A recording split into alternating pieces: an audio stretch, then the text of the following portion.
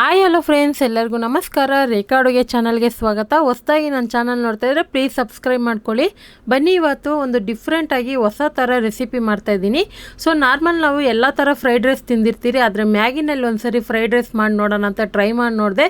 ತುಂಬಾ ಚೆನ್ನಾಗಿತ್ತು. ಖಂಡಿತ ನೀವು ಒಂದು ಸರಿ ಮಾಡಿದೆ ಮತ್ತೆ ಮತ್ತೆ ಮಾಡ್ತಾ ಇರ್ತೀರಾ, ಅಷ್ಟು ಚೆನ್ನಾಗಿರುತ್ತೆ. Simple recipe. ಬನ್ನಿ ಇವಾಗ ಯಾವ ರೀತಿ ಮಾಡೋದಂತ ನೋಡ್ಕೊಬರೋಣ. ಇವತ್ತಿನ ರೆಸಿಪಿ ಇಷ್ಟ ಆಯ್ತು ಅಂದರೆ ಒಂದು ಲೈಕ್ ಮಾಡಿ.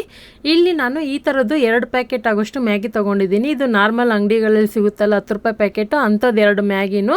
ಮತ್ತು ಇಲ್ಲಿ ಅದರದ್ದು ಪೌಡರ್ನ ಒಂದು ಬೌಲಲ್ಲಿ ಹಾಕಿಟ್ಕೊಂಡಿದ್ದೀನಿ. ಇದನ್ನು ಚೆನ್ನಾಗಿ ಈ ಥರ ಕಟ್ ಮಾಡಿ ಇಟ್ಕೊಳ್ಳಿ. ಅಂದರೆ ಪೂರ್ತಿ ಪುಡಿ ಪುಡಿ ಎಲ್ಲ ಸ್ವಲ್ಪ ಪ್ರೆಸ್ ಮಾಡಿ ಇಟ್ಕೊಳ್ಳಿ.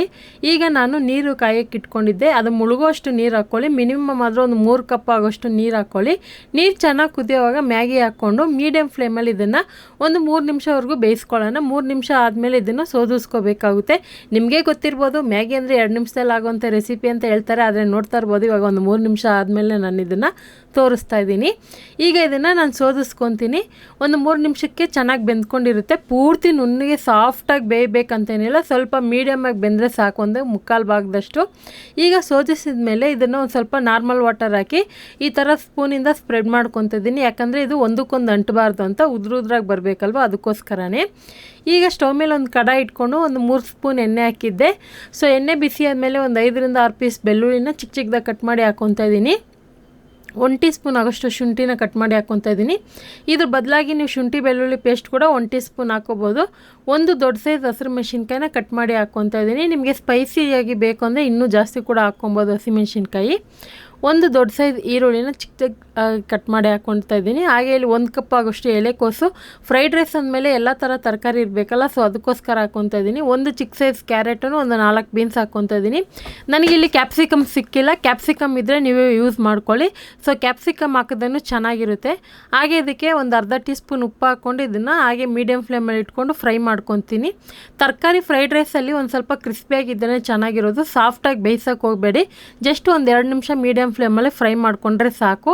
ಈಗ ಫ್ರೈ ಆದಮೇಲೆ ನೋಡೋಣ. ಯಾಕಂದರೆ ಇದು ನಾರ್ಮಲ್ ಫ್ರೈಡ್ ರೈಸ್ ಮಾಡ್ತಿರಲ್ಲ, ಅದೇ ಥರನೇ ಇದು ಮಾಡೋದು. ಅದು ತುಂಬ ಸಖತ್ತಾಗಿರುತ್ತೆ ಟೇಸ್ಟು. ಸೊ ಇವಾಗ ಇದಕ್ಕೆ ನಾನು ಮ್ಯಾಗಿ ಮಸಾಲ ಪೌಡರ್ ಹಾಕ್ಕೊತಾ ಇದ್ದೀನಿ. ನಾರ್ಮಲ್ 2 ಪ್ಯಾಕೆಟಲ್ಲಿ 2 ಬರುತ್ತಲ್ವ, ಅದನ್ನು ಹಾಕ್ಕೊತಾ ಇದ್ದೀನಿ. ಇದ್ರ ಜೊತೆಗೆ ರೆಡ್ ಚಿಲ್ಲಿ ಸಾಸ್ ಒಂದು ಅರ್ಧ ಟೀ ಸ್ಪೂನು.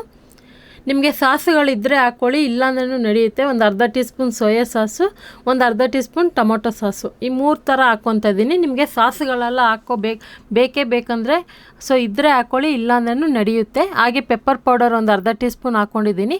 ಹಾಕ್ಕೊಂಡಿದ್ದನ್ನು ಚೆನ್ನಾಗಿ ಫ್ರೈ ಮಾಡ್ಕೊಳ್ಳೋಣ. ಐ ಫ್ಲೇಮಲ್ಲಿ ಇಟ್ಟು ಮಾಡಿಕೊಂಡ್ರೆ ನಿಮ್ಗೆ ಇನ್ನೂ ಸೂಪರಾಗಿ ಬರುತ್ತೆ.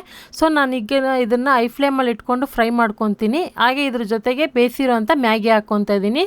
ಸೊ ಇದು ನಾರ್ಮಲ್ ನಿಮಗೆ ಫ್ರೈಡ್ ರೈಸ್ ಎಲ್ಲ ಥರ ಟೇಸ್ಟ್ ಮಾಡಿರ್ತೀರ. ಸೊ ಇದನ್ನು ಒಂದು ಸರಿ ಟೇಸ್ಟ್ ಮಾಡಿ ನೋಡಿ, ಇಷ್ಟ ಆಗುತ್ತೆ. ಮಕ್ಕಳಿಗೆ ಈ ಥರ ಒಂದು ಡಿಫ್ರೆಂಟಾಗಿ ಮಾಡಿಕೊಡಿ. ಯಾವಾಗ ಒಂದೇ ಥರ ಮಾಡಿ ನಿಮಗೆ ಬೋರ್ ಅನಿಸಿದರೆ ಈ ಥರನೂ ಟ್ರೈ ಮಾಡಿ ನೋಡಿ. ಈಗ ಇದನ್ನೆಲ್ಲ ಹಾಕ್ಕೊಂಡು ಐ ಫ್ಲೇಮಲ್ಲೇ ನಾನು ಒಂದು 2 ನಿಮಿಷವರೆಗೂ ಫ್ರೈ ಮಾಡ್ಕೊತೀನಿ. ಸೊ ಇದು ನಾವು ತಣ್ಣೀರಲ್ಲಿ ಇದನ್ನು ಒಂದು ಸರಿ ವಾಶ್ ಮಾಡಿರೋದ್ರಿಂದ ಇದು ಮುದ್ದೆ ಥರ ಆಗೋದಿಲ್ಲ, ಉದ್ರಾಗಿ ಸೂಪರಾಗಿರುತ್ತೆ, ಕಲರ್ಫುಲ್ಲಾಗಿ. ಸೊ ಇವಾಗ ಆಲ್ಮೋಸ್ಟ್ ಆಯಿತು. ಕೊನೆಯಲ್ಲಿ ಕೊತ್ತಂಬರಿ ಹಾಕಿ ಇಳಿಸ್ಕೊಳ್ಳೋಣ. ನಿಮ್ಮ ಹತ್ರ ಸ್ಪ್ರಿಂಗ್ ಆನಿಯನ್ ಇದ್ದರೆ ಅದು ಕೂಡ ಹಾಕ್ಕೊಬೋದು. ಉಪ್ಪು ಖಾರ ಅನ್ನೋದು ನಿಮ್ಗೆ ಎಷ್ಟು ಬೇಕೋ ನೋಡಿ ಹಾಕ್ಕೊಳ್ಳಿ. ಸ್ಪೈಸಿಯಷ್ಟು ನಿಮಗೆ ಇದ್ದರೆ ಬೇಕು ಅನಿಸಿದ್ರೆ ಮಾತ್ರ ಪೆಪ್ಪರ್ ಪೌಡರ್ ಹಾಕ್ಕೊಬೋದು. ಉಪ್ಪು ಮ್ಯಾಗಿನಲ್ಲಿರುತ್ತೆ, ಮ್ಯಾಗಿ ಮಸಾಲ ಪೌಡ್ರಲ್ಲೂ ಇರುತ್ತೆ. ಸೊ ನೋಡ್ಕೊಂಡು ಹಾಕ್ಕೊಳ್ಳಿ. ಇವಾಗ ಆಲ್ಮೋಸ್ಟ್ ರೆಡಿ ಆಯಿತು ಡಿಶ್. ಇದು ತುಂಬಾ ಚೆನ್ನಾಗಿರುತ್ತೆ. ಸೊ ಈ ಮಳೆ ಸೀಸನ್ಗೆ ಬಿಸಿ ಬಿಸಿಯಾಗಿ ಈವ್ನಿಂಗ್ ಟೈಮ್ ಸ್ನ್ಯಾಕ್ಸ್ ಆಗಿ ಕೂಡ ಈ ರೆಸಿಪಿನ ಮಾಡ್ಬೋದು. ಮಕ್ಕಳಿಗೆ ನೀವು ಬೆಳಗ್ಗೆ ಬ್ರೇಕ್ಫಾಸ್ಟಿಗೆ ಅಥವಾ ಲಂಚ್ ಟೈಮ್ ಕೂಡ ನೀವು ಮಾಡಿಕೊಡ್ಬೋದು. ಖಂಡಿತ ಇವತ್ತು ತೋರಿಸಿರುವಂಥ ಈ ಡಿಫ್ರೆಂಟ್ ಮ್ಯಾಗಿ ಫ್ರೈಡ್ ರೆಸಿಪಿ ಇಷ್ಟ ಆಯ್ತು ಅಂದರೆ ಖಂಡಿತ ಟ್ರೈ ಮಾಡಿ, ಯಾವ ರೀತಿ ಇದೆ ಅಂತ ಕಮೆಂಟ್ ಮೂಲಕ ತಿಳಿಸಿ. ಇವತ್ತಿನ ರೆಸಿಪಿ ಇಷ್ಟ ಆಯ್ತು ಅಂದರೆ ಪ್ಲೀಸ್ ಒಂದು ಲೈಕ್ ಮಾಡಿ, ನಿಮ್ಮ ಫ್ಯಾಮಿಲಿ ಫ್ರೆಂಡ್ಸ್ಗೂ ಶೇರ್ ಮಾಡಿ. ಸೊ ಮತ್ತಷ್ಟು ಈಸಿ ರೆಸಿಪಿಗೆ ರೇಖಾ ಅಡುಗೆ ಚಾನಲ್ನ ಪ್ಲೀಸ್ ಸಬ್ಸ್ಕ್ರೈಬ್ ಮಾಡ್ಕೊಳ್ಳಿ. ಪಕ್ಕದಲ್ಲಿರೋ ಬೆಲ್ ಐಕನ್ ಕೂಡ ಕ್ಲಿಕ್ ಮಾಡ್ಕೊಳ್ಳಿ. ಈ ವಿಡಿಯೋ ನೋಡಿದ್ದಕ್ಕಾಗಿ ಎಲ್ಲರಿಗೂ ಧನ್ಯವಾದಗಳು.